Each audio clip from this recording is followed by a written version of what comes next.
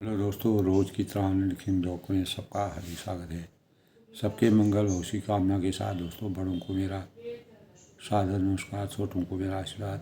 मैं ठीक हूँ, आशा करता हूँ कि आप ठीक होंगे। आज के रामचरितमानस के बालकांड के प्रसंग में दोस्तों, मर्यादा पुरुषोत्तम भगवान रामचंद्र जी ने इस सृष्टि में मानव जीवन के कल्याण के लिए, परमार्थ के लिए और सही रास्ते के अनुसरण के लिए मान मर्यादा और संस्कारों को किस प्रकार से हमें चरित्रवान बना के अपने जीवन को सार्थक करना चाहिए। क्योंकि मानव जीवन बड़े भाग मानव तन पावा। तुलसीदास जी ने दोस्तों इसी प्रकार भगवान रामचंद्र के माध्यम से रामचरितमानस का जो आदर्श चरित्र का वर्णन किया, तो उन्होंने इस संसार में, इस सृष्टि में अनेकों प्रकार के सम्मिश्रण, इस सृष्टि में जो है सम्मिश्रण है। एक तरफ बुराई से आच्छादित लोग हैं, एक तरफ अच्छाई से आच्छादित लोग हैं। तो अपने अपने कर्तव्यों के अनुसार अपने अपने कार्यों को करने के विधि विधानों का वर्णन करते हुए, यानी जो परमात्मा के गूढ़ रहस्य को, यथार्थ महिमा को जानना चाहते हैं, वे बड़े जिज्ञासु होते हैं परमात्मा के भजन के लिए और सही मार्ग का अनुसरण करते हुए परमात्मा की भक्ति के प्रति अपने कर्तव्यों, अपने कर्म क्षेत्रों का जो सृजन करते हैं, उसमें अनेक प्रकार के परमार्थ की, लोक कल्याण की और मानव व्यवहार की सभी आदर्शता के सभी गुणों का चित्रण मिलता है। इसीलिए तुलसीदास जी ने रामचंद्र जी को अपना आदर्श पुरुष के रूप में, आदर्श पति के रूप में, आदर्श राजा के रूप में और आदर्श व्यक्तित्व के रूप में वर्णन किया है। तो जो परमात्मा के गूढ़ रहस्य को इस संसार में, इस सृष्टि में जानता है, तो वे जिज्ञासु भी नाम जीव में परमात्मा का नाम उनके अंतःकरण में हर समय विराजमान रहता है। या कि इस संसार में लौकिक सिद्धियों के चाहने वाले जो अर्थ, यानी जो उसको, उसके अर्थों का लाभ लेना चाहते हैं, उन प्रसंगों का लाभ लेना चाहते हैं, तो साधक लौ लगाकर नाम जपते हैं, मन लगाकर, ध्यान लगाकर उन परमात्माओं को जपते हैं। अपने कर्तव्य भावों को, अपने कर्म भावों को आगे बढ़ाते हैं और उनमें से जो आठों सिद्धियां हैं, अणमादि, अणिमादि, अणिमा, यानी सिद्धियों को पाकर सिद्ध हो जाते हैं। तो अंतिम सिद्धि दोस्तों समाधि है। तो अर्थ, धर्म, काम, मोक्ष की पराकाष्ठा को पूर्ण करते हुए तुलसीदास जी ने जिस प्रकार से रामचरितमानस में मानव चेतना को आगे बढ़ाने का प्रयास किया है, तो उन्होंने कहा कि सकल कामना हीन जे राम भगत रस लीन, नाम सप्रेम पियो सदा तीनों के मन में। यानी जो सब प्रकार से भोग और मोक्ष की भी कामनाओं से रहित रहते हैं, सांसारिक भोगों की और मोक्ष भी, जिनको मोक्ष की भी चाह नहीं है, अर्थात इन भव बंधनों से विमुक्ति, तो श्री रामचंद्र की भक्ति अगर रस में वो रम जाते हैं, उसमें लीन हो जाते हैं, ब्रह्म में लीन हो जाते हैं।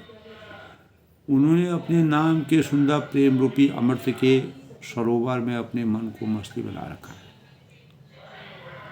वह मछली जो जल के बिना कुछ क्षण भी नहीं रह सकती है, जल के बिना उसका जीवन निरर्थक हो जाता है, असहाय हो जाता है, और यहाँ तक कि वह यानी अपने जीवन को भी समाप्त कर देती है। उसी प्रकार पूर्ण साधना के स्वरूप को परमात्मा में विलीन करने के भावों का संसार राम रूपी रस के पान में जो भक्त उसका रसास्वादन करता है, वह क्षण भर के लिए और किंचित मात्र भी परमात्मा से अलग नहीं होना चाहिए। तो तुलसीदास ने इस प्रकार का वर्णन जो बालकांड में किया है, इसीलिए मर्यादा पुरुषोत्तम भगवान राम जी का की वंदना करते हुए वह सभी देवी देवताओं की वंदना के साथ मर्यादा पुरुषोत्तम भगवान राम जी की वंदना करते हैं। और इस संसार में दोस्तों संकट से घबराए हुए जो लोग हैं, अनेक प्रकार के संकट हैं, परेशानियां हैं और विषमताएं हैं, उनसे जो लोग परेशान हैं, घबराए हुए हैं, आर्त भक्त नाम जप कर दुखी जो भक्त हैं वह परमात्मा का नाम जाप करते हैं, तो उनके बड़े भारी बुरे बुरे संकट हमेशा के लिए समाप्त हो जाते हैं और ये सुखी हो जाते हैं। सुख की अनुभूति का आनंद इनको मिल जाता है। जिस प्रकार काकभूषण जी ने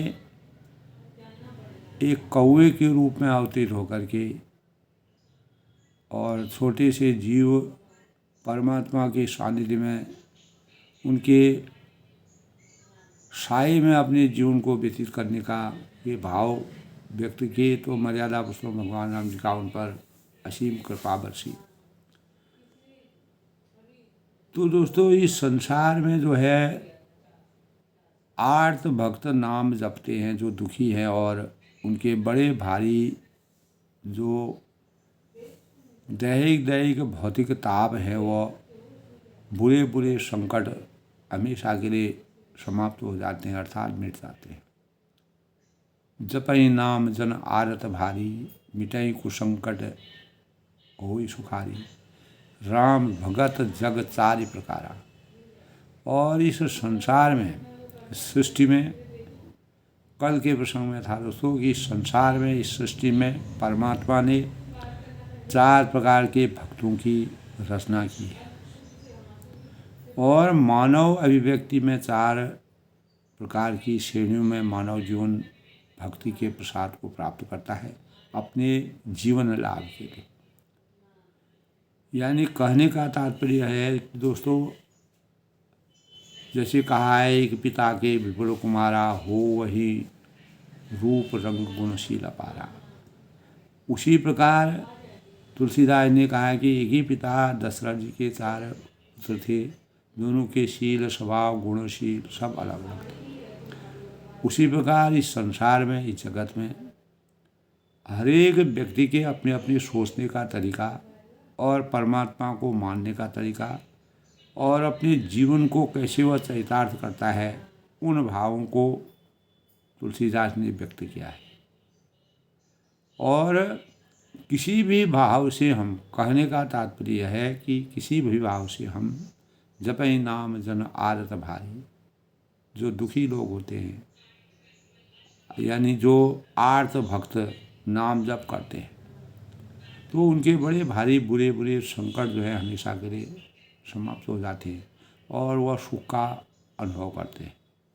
तो जगत में दोस्तों 4 प्रकार के लोग हैं, 4 प्रकार के लोग हैं जो भक्ति भावों को चारों प्रकार से करते हैं, लेकिन मर्यादा पुरुषोत्तम भगवान राम जी इन चारों भक्तों से सुख की प्राप्ति करते हैं। उनको वैसे ही वरदान देते हैं, वैसे ही सुख देते हैं जैसे वह चाहता है।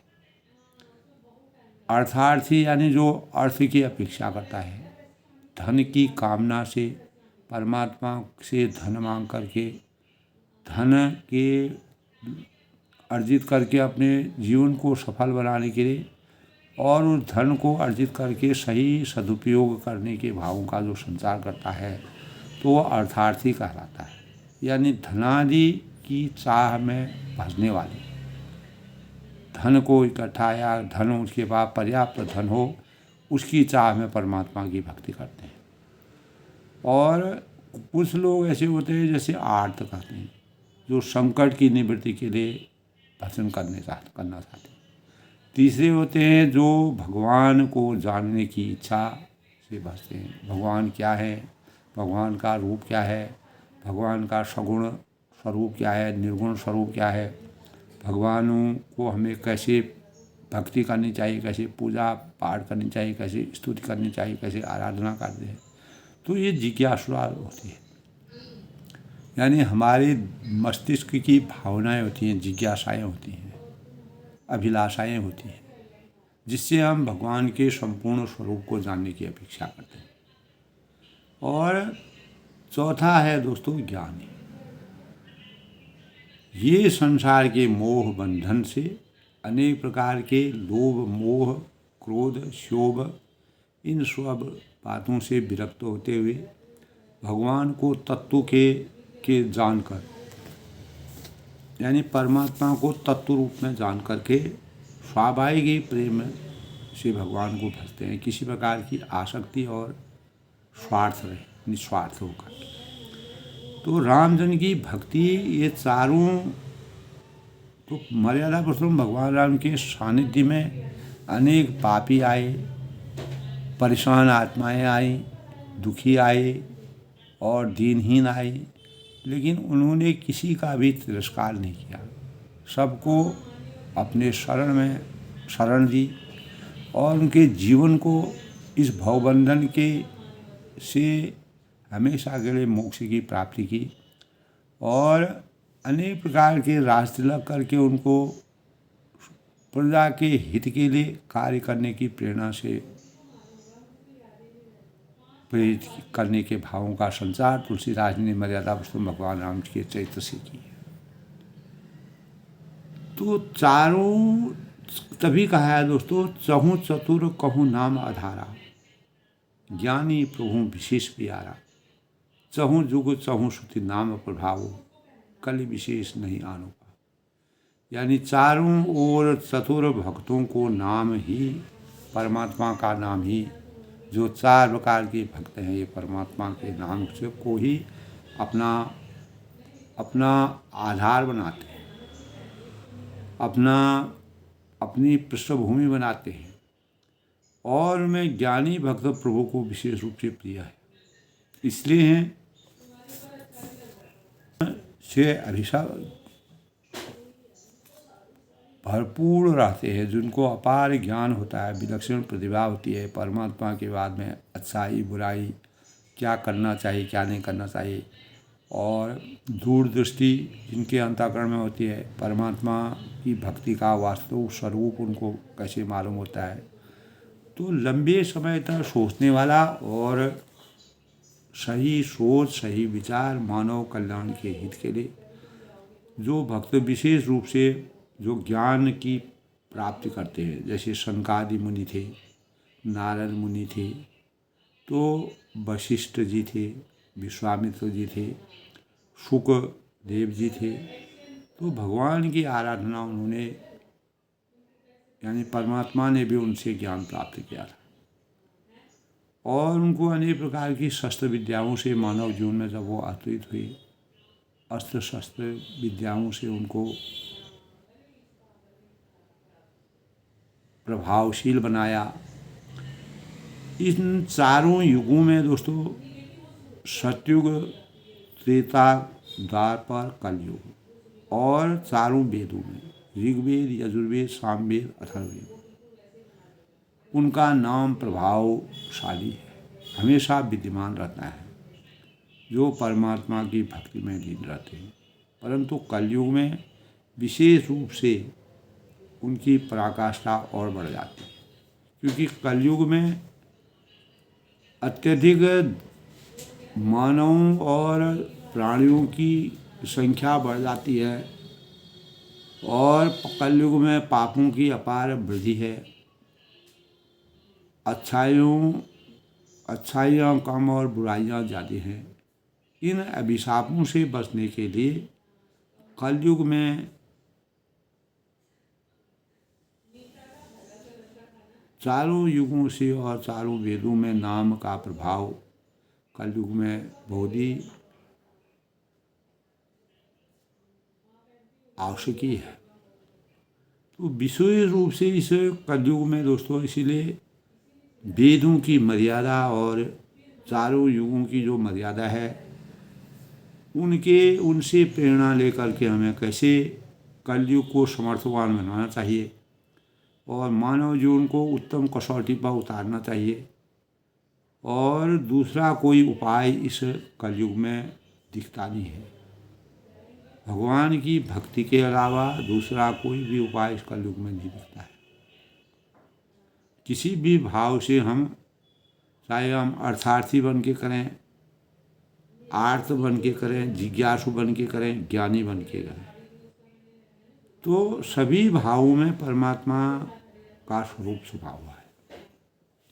तो तुलसीदास जी ने दोस्तों ये सभी जो दृश्य चीज़ें हैं ब्रह्मा के बनाए हुए और भली भांति छूटे हुए वैराग्यवान मुक्त जो योगी पुरुष है इस नाम को जीभ में जपते हैं, मर्यादा पुरुषोत्तम भगवान राम नाम, तो तत्व ज्ञान रूपी दिन में यानी अंतःकरण में जब यह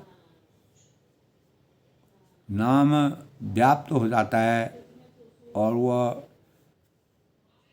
बस जाता है तो हम जागृतित हो जाते हैं, जागरूकता हमारे अंतर चेतना आ जाती है और नाम रूप सहित अनुपम अनिर्वचनीय अनामय ब्रह्म सुख का अनुभव हमको होने लगता है।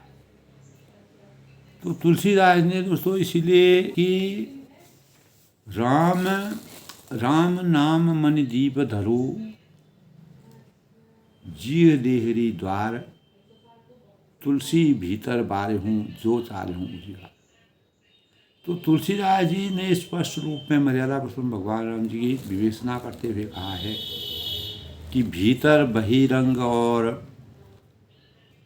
अंतरंग, भीतर और बाहर दोनों ओर उजाला हमारे जीवन में कैसे हो सकता है, तो वह हमारे मुख रूपी द्वार की जीभ रूपी देहली पर राम नाम रूपी मणि का दीपक जब जल्दी लग जाता है, दीपक की जब संरचना हो जाती है, वह दीपक हमको प्रभावित करने लगता है, वह दीपक हमारे जीव रूपी देहलीज पर आके हमें सुख की अनुभूति करता है, तो वह हमें भीतर से और बाहर से अपार हमारे ज्ञान ज्योति को यानी अज्ञान रूपी अंधकार से ज्ञान रूपी प्रकाश का संचरण करके हमारे जीवन को प्रकाशित या आलोकित करने में समर्थवान हो जाता है। तो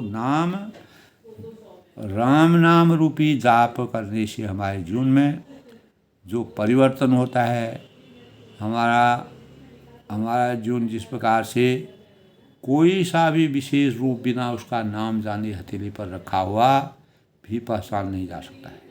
रूप के बिना देखे ही केवल नाम के प्रभाव से हम उनको स्मरण करते हैं, जो विशेष प्रेम के साथ वह प्रेम हृदय में समा जाता है। तो इन नाम रूप में कौन बड़ा है कौन छोटा है कहना तो हमारे लिए अपराध के समान है, क्योंकि इनके गुणों का तारतम्य जो है कमी बेशी या सुनकर साधु पुरुष स्वयं ही समझ लेंगे। जो सज्जन पुरुष हैं, जो अंतर्यामी परमात्मा के परम भक्त हैं, वो इसका श्रवण खुद ही करने लग जाएंगे और विशेष प्रेम के साथ वह हृदय में स्वयं ही विराजमान हो जाएंगे। तो इन नाम रूप में कौन सा बड़ा है कौन सा छोटा है यह कहना अपराध है। इनके गुणों का तारतम्य कमी बेशी सुनकर के साधु पुरुष स्वयं ही इसको समझ लेंगे। रूप नाम के अधीन देखे जाते हैं, नाम के बिना रूप का ज्ञान नहीं हो सकता है। तो नाम जरूरी है, रूप का कोई अस्तित्व नहीं है। जब नाम है तो तब रूप का अस्तित्व विराजमान होता है।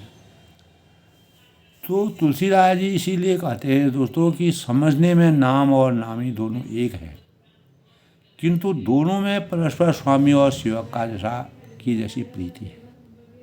मर्यादा पुरुषोत्तम भगवान राम जी का जो नाम राम नाम है, वह नाम और नामी के पूर्ण एकता होने पर भी जैसे स्वामी के पीछे सेवक चलता है, उसी प्रकार नाम के पीछे नामी चलता है। प्रभु श्री रामचंद्र जी अपने राम नाम का अनुगमन करते हैं और पूरे मानव चेतना को सचेतन करते हैं। नाम लेते ही वहाँ आ जाते हैं। नाम और रूप दोनों ईश्वर की उपाधि है, परमात्मा के द्वारा सृजित की हुई चीज़ें हैं। ये भगवान के नाम और रूप दोनों अनिर्वचनीय हैं, इनका वर्णन नहीं किया सकता है। अनादि है, अनंत हैं, निराकार हैं और कोई आदि अंत नहीं है। और सुंदर शुद्ध भक्ति युक्त जो बुद्धि से विलक्षण प्रतिभा के धनी जो होते हैं, वो अविनाशी ईश्वर अंश जीव अविनाशी रूप जानने में आता है।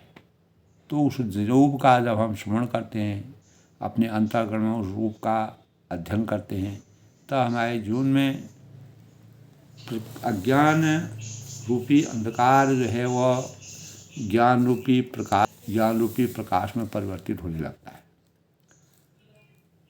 तो इस प्रकार दोस्तों तुलसीदास जी ने कल के प्रसंग में जो सूक्ष्म रूप में जो प्रसंग जो भाव व्यक्त किए थे, मर्यादा पुरुषोत्तम भगवान राम जी को कि भक्ति के स्वरूप अलग है, लेकिन परमात्मा एक है जो परम शक्ति है, सर्वशक्तिमान है।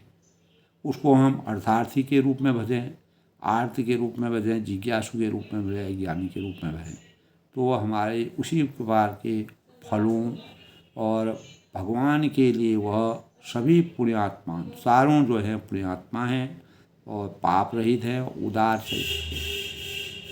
उन सबको भगवान अगर किसी भी भाव से भगवान को अगर हम ध्याते हैं, श्रद्धा भाव हमारे अंतःकरण में है, तो भगवान उनको उसी प्रकार के मनोवांछित फलों को प्रदान करते हैं और उसी प्रकार का जीवन वह यापन करते हैं। तो दोस्तों इससे पहले आज के शुभ पंचांग की बात करते हैं।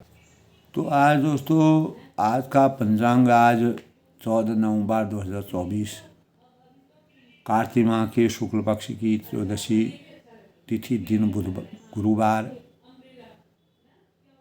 सिंह योग का संयोग है और बुध प्रदोष शिव पूजा के दौरान सिद्धि योग रहेगा और उसके बाद 3:11 से 6:43 तक अश्विनी नक्षत्र।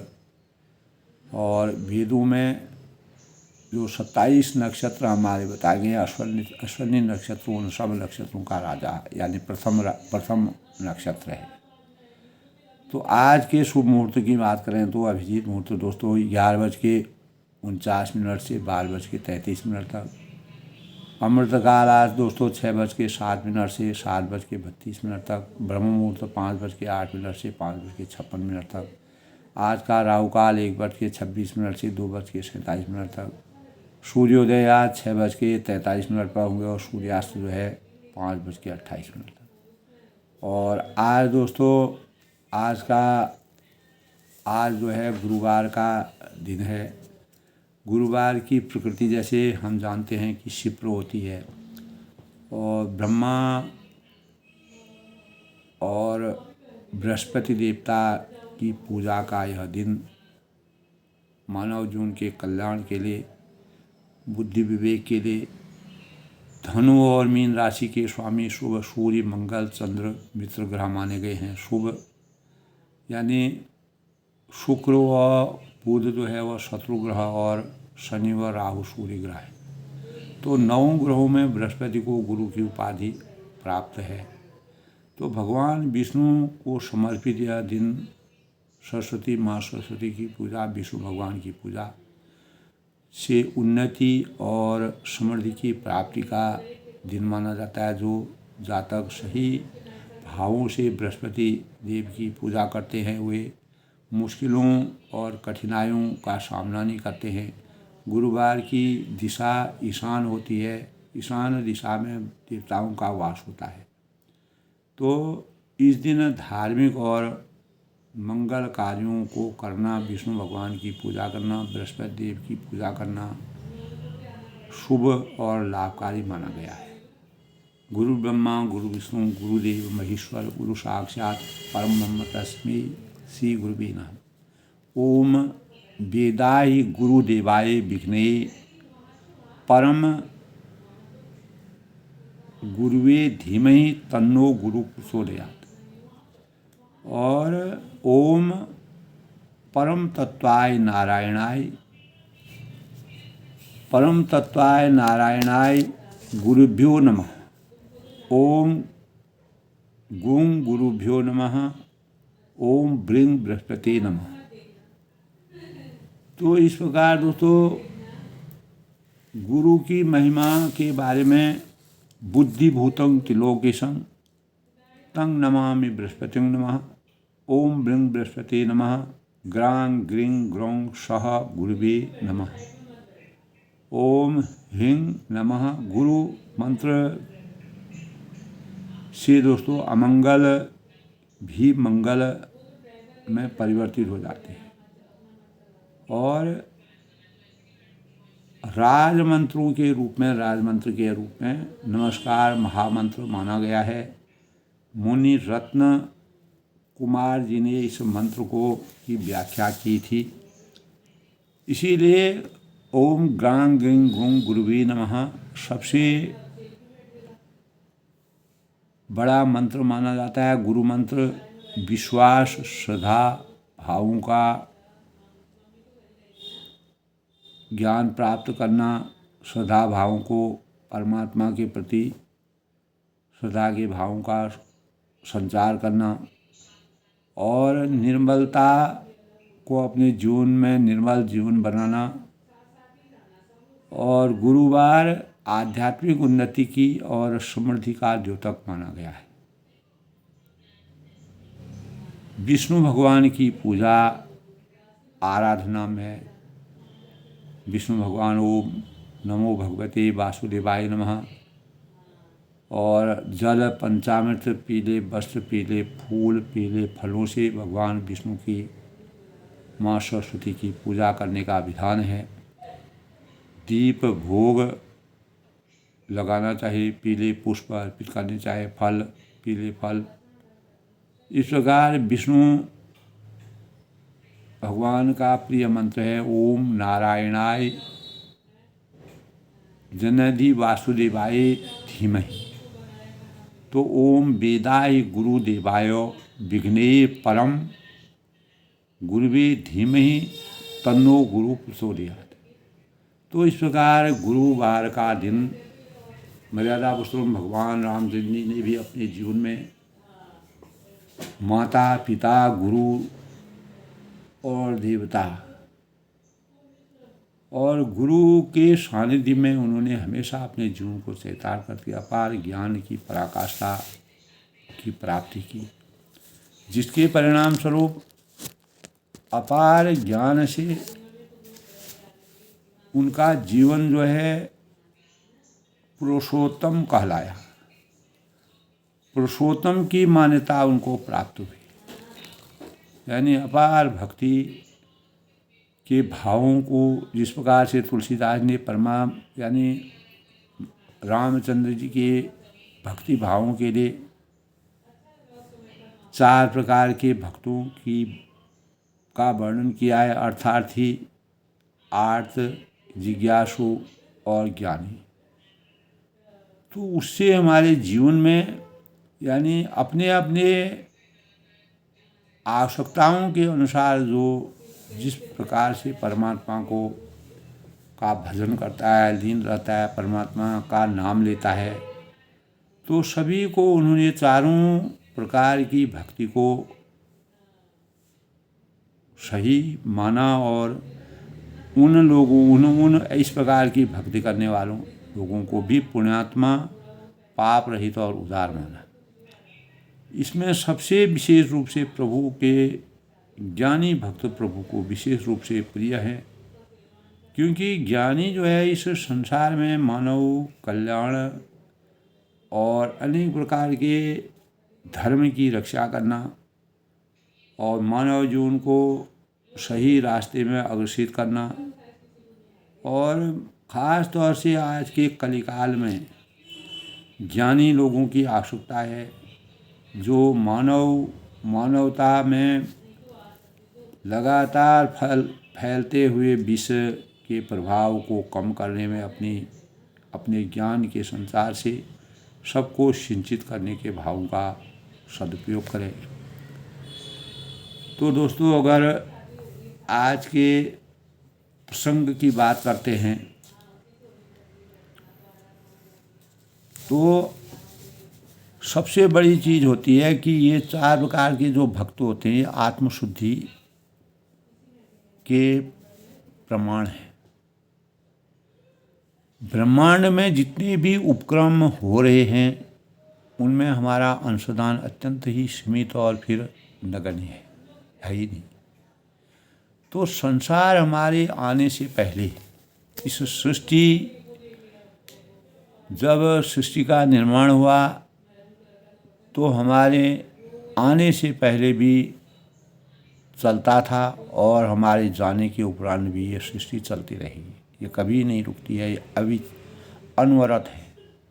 तो संसार का भला करने की इच्छा मन में आए तो सर्वप्रथम परोपकार करने का अहम भाव त्यागना होगा, परोपकार के लिए अहम भाव को त्यागना होगा, क्योंकि वास्तव में वह परोपकार है ही नहीं, अभी तो हम स्वयं पर ही उपकार कर रहे हैं। यदि ईश्वर की किसी का भला करना है तो वह किसी भी निमित्त बना सकते हैं। यदि ईश्वर ने हमें निमित्त बना रखा है, उस कार्य के योग्य बनाता है, हमको कर्तव्य निहित किया है हमको, तो समझना चाहिए कि यह हमारा सौभाग्य है। जिस कार्य के लिए, अगर अच्छे कार्य के लिए परमात्मा ने हमारा उदय किया है तो हम भाग्यशाली कहलाते हैं। हमें इस बात के लिए ईश्वर पर कृतज्ञ होना चाहिए कि उन्होंने करुणा का भाव हृदय में संचित किया, जिसके परोपकार की भावना उपजी और इस प्रकार पवित्र होने के मार्ग को हमने अपनाया। तो इसीलिए दोस्तों स्वामी विवेकानंद ने भी कहा था कि यह समझना है कि संसार को हमारी सहायता की आवश्यकता है, वह घोर ईश निंदा है। देखा जाए तो ईश्वर को हमारी नहीं, हमें ईश्वर की आवश्यकता है, क्योंकि परोपकार का सबसे बड़ा अगर लाभ वह है कि इससे जो चित्त शुद्धि होती है, आत्मा में जो हमारे चित्त में दैनिक जीवन में हम जो कार्य करते हैं हमारे चित्त में उसका लेखा जोखा होता है, तो जो आत्म विकास के लिए परम आवश्यक है। इसलिए ईश्वर का कार्य करने का जो भी अवसर मिले उसे सहर्ष स्वीकार करके अविलंब करना चाहिए।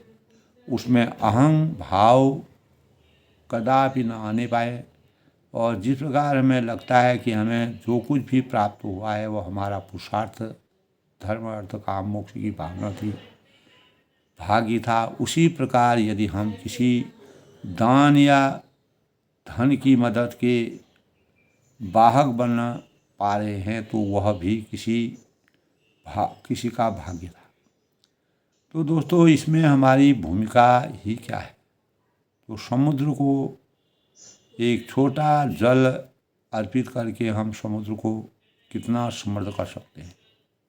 तो जो शक्तिशाली है, बलवान है, कृपा को देने वाले हैं, तो अग्नि का यह वरदान प्राप्त है कि वह किसी को शुद्ध तथा अशुद्ध वस्तु को जलाए, वह स्वयं पवित्र बनी रहती है।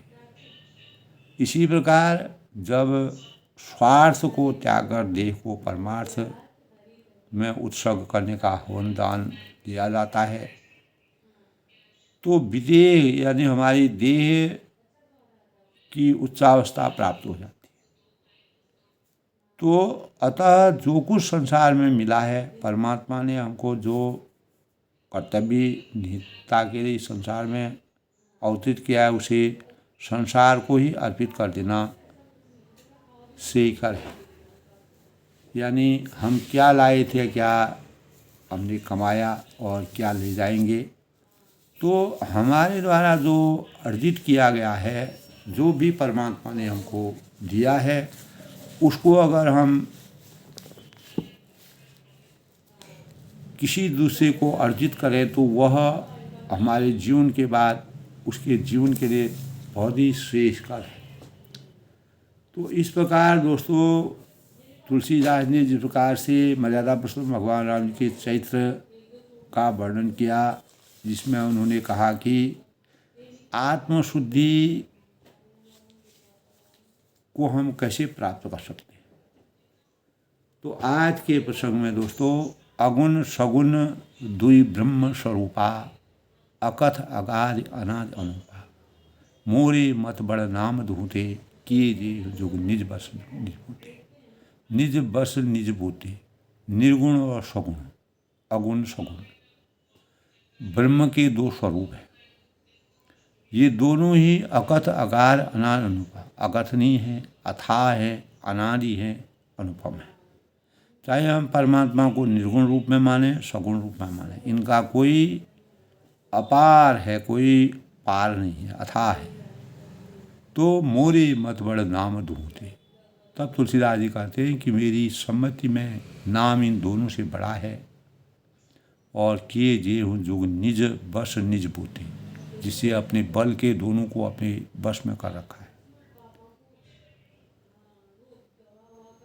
तो प्रौढ़ सुजन जनि जान ही जन की, कहूँ प्रतीत प्रीति रुजमन की, एक उदार उगत देख एकू, पावक सम जुग ब्रह्म विवेक, उभय अगम जुग सुगम नाम से, कहूँ नाम बड़ ब्रह्म राम के, व्यापक एक ब्रह्म विनाशी, सतचेतन घन आनंद राशि। तब कहा है कि प्रौढ़ सुजन जन जाने जन की, सज्जन गण जो है, जो पूर्ण गुणों से व्याप्त हैं, सज्जन गण इस बात को मुझ दास की ढिलाई या केवल काव्योक्ति न समझे। तुलसीदास जी कहते हैं क्योंकि मैं अपने मन के विश्वास, प्रेम और रुचि की बात करता हूँ। एक दारुगत देखो एक, निर्गुण और सगुण दोनों प्रकार के ब्रह्म का ज्ञान अग्नि के समान है। तो निर्गुण उस अप्रकट अग्नि के समान है। अभय अगम जुग सुगम नाम ते, कहूँ नाम बड़ ब्रह्म राम ते। निर्गुण उस अप्रकट अग्नि के समान है जो काठ के अंदर है परंतु दिखती नहीं है। और सगुण उस प्रकट अग्नि के समान है जो प्रत्यक्ष दिखती है। साकार रूप में जो दिखती है वह सगुण है। और निर्गुण जो होता है वह निर्गुण जो है वह अप्रकट अग्नि के समान है। जिस प्रकार सीता जी अग्नि में समाहित होगी लेकिन वह अदृश्य होगी और उनके जीवन में केवल उनकी छाया ही इधर से उधर गई और राक्षस ने उनकी छाया को ही देखा।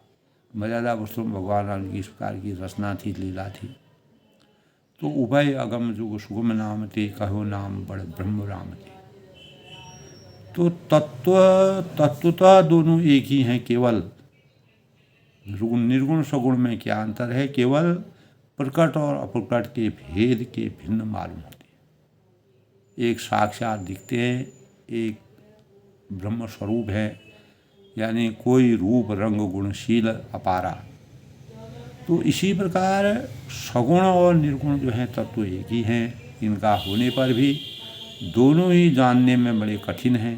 इनकी वास्तविकता को, इनकी जो वास्तविक मर्यादा है उसको कोई नहीं जान सकता है, परंतु नाम के दोनों सुगम हो जाते हैं।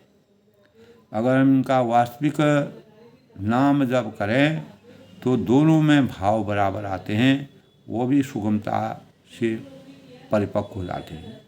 तो व्यापक एक ब्रह्म अविनाशी सत चेतन घन आनंद राशि। इसी से मैंने तुलसीदास जी कहते हैं कि नाम को निर्गुण ब्रह्म से और सगुण राम से बड़ा कहा है।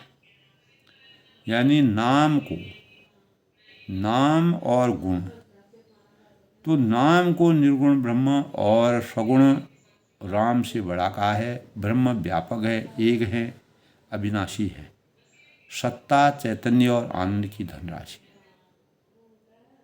तो अस प्रभु हृदय अक्षत अभिकारी, सकल जीव जगदीन दुखारी। नाम निरूपण नाम जतनते, सो प्रगट जिमे मूल रतनते।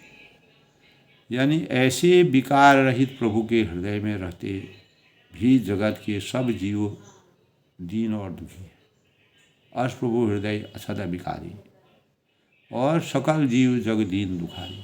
नाम का निरूपण करके, नाम के यथार्थ स्वरूप और महिमा, रहस्य और प्रभाव को जानकर, नाम का जतन करने से, श्रद्धापूर्वक, भावपूर्वक और नाम जप रूपी साधन करने से वही ब्रह्म ऐसे प्रकट हो जाता है, उनका स्वरूप ऐसे दिखने लग जाता है जैसे रत्न के जानने से उसका मूल्य। रत्न जब हमको हीरा है, पन्ना है, मोती है, माणिक है, तो जो बहुमूल्य रत्न होते हैं, जब हम उनका नाम जानते हैं, तो परमात्मा भी इसी प्रकार से है। जब हम उनका नाम जानते हैं तब उनको, उनकी वास्तविक जो गुण, जो उनका मूल्य है, उसका पता हमको तब चलता है। जैसे बहुमूल्य रत्न होते हैं, उनका जब हम नाम पुकारते हैं, इसी प्रकार मर्यादा पुरुषोत्तम भगवान राम जी का नाम ऐसा है, जब हम उनके नाम के सगुण साक्षात रूप में उपासना, श्रद्धापूर्वक नाम जप रूपी साधना करने लगते हैं, वही ब्रह्म ऐसे प्रकट हो जाता है, ऐसे साक्षात प्रकट हो जाता है जैसे रत्न के जानने से उसका मूल्य। तो इस प्रकार से तुलसीदास जी ने जिस प्रकार का राम नाम की चर्चा करके, राम नाम में सगुण और निर्गुण का क्या अस्तित्व है, तो ऐसे विकार रहित प्रभु के हृदय में रहते भी जगत के सब जीव दीन और दुखी हैं। नाम का निर्वहन करके, नाम के यथार्थ स्वरूप को जान करके, महिमा को जान करके, रहस्य को जान करके, उसके प्रभाव को जान करके हम पता कर सकते हैं। नाम का जतन करने से, सदापूर्वक नाम जप रूपी साधन करने से वही ब्रह्मा ऐसे प्रकट हो जाते हैं जैसे रत्न के जानने से उसका मूल्य। जो बहुमूल्य रत्न होते हैं, उनको जब हम प्राप्त करते हैं, तो जब हम उनका नाम जब नाम जान लेते हैं, तब हमको उसके मूल्य का पता चलता है। इसीलिए कहा है, निर्गुण ते यही भांति बढ़ाओ, नाम प्रभाव अपार। कहो नाम बड़ राम ते, निज विचार अनुसार। तब तुलसीदास जी कहते हैं कि इस प्रकार निर्गुण के नाम का प्रभाव अत्यंत बड़ा है, कोई उसके आदि और अंत का पता नहीं कर सकता है। निर्गुण तय ही भांति बढ़ो, नाम प्रभाव। अपने विचार के अनुसार मैं कहता हूँ, तुलसीदास जी कहते हैं कि नाम सगुण राम से भी बड़ा है। यानी नाम जो है वो सगुण राम से भी बड़ा है। तो निर्गुण के नाम का प्रभाव अत्यंत ही बड़ा है। उसका स्वरूप वो निराकार है, अनंत है और अपार है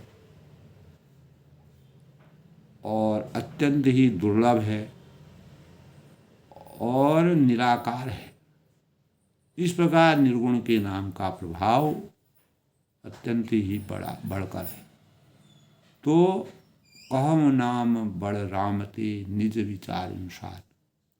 तब तुलसीदास जी कहते हैं, मैं अपने विचार के अनुसार, अपने ज्ञान के अनुसार, अपने भावों के अनुसार, अपने मर्यादा पुरुषोत्तम भगवान राम के प्रति जो मेरी लगन है, निष्ठा है, उसके अनुसार कहता हूँ कि नाम सगुण राम से भी बड़ा है। सगुण साक्षात रूप में जो नाम रामचंद्र जी दिखते हैं, अगर हम उनके नाम का अपने जिह्वा में, उनके जिह्वा के दहलीज पर जब उस नाम का जाप करते हैं तो हमें अपार भक्ति भावना और पूर्ण रूप से श्रद्धा भावों का सृजन हमारे अंतःकरण में होता है। हम भक्तिमय हो जाते हैं, हमारा जीवन कृतार्थ हो जाता है और हम धन्य हो जाते हैं। तो सगुण और ब्रह्म, सगुण और निर्गुण ब्रह्म, सगुण राम से बड़ा कहा गया है। ब्रह्म व्यापक है, एक है, अविनाशी है, सत्ता, चैतन्य और आनंद की धनराशि है। तो परमात्मा जो है, इसी से तुलसीदास जी कहते हैं कि नाम को निर्गुण ब्रह्म से और सगुण राम से बड़ा कहा गया है। और ब्रह्म व्यापक है, एक है, अविनाशी है, सत्ता, चैतन्य और आनंद की धनराशि। इस प्रकार जो है तुलसीदास ने दोस्तों मर्यादा पुरुषोत्तम भगवान राम जी के नाम के प्रभाव को सगुण और निर्गुण रूप में जैसे परमात्मा के भावों का संचार किया है, परमात्मा के की भक्ति भावों को हम किसी भी स्वरूप से करें तो हमें वही उसी में आनंद की अनुभूति होती है और नाम जाप से ही हमारा जीवन कृतार्थ होता है, हम धन्य होते हैं। सांसारिक मोह माया के बंधनों से हमें मुक्ति मिलती है और हम धन्य हो जाते हैं, तृप्त हो जाते हैं। तो अपनी वाणी को विराम देते हुए सबके मंगल भविष्य की कामनाओं के साथ आज के प्रसंग में बस इतना दोस्तों। कल फिर मिलते हैं, तब तक के लिए सबको सादर नमस्कार।